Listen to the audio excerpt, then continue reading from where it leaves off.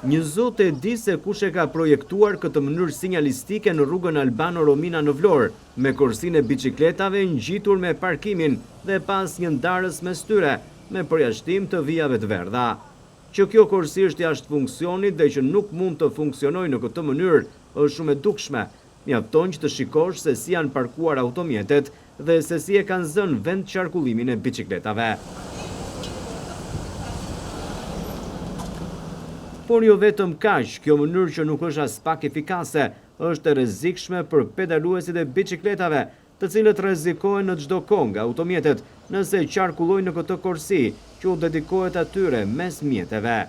Për më tepër, kështu se si është ideuar apo projektuar në vëzhgimin që realizuam gjatë paradites, nuk pam asnjë përdorues të biçikletave që të kalonte në këtë korsi.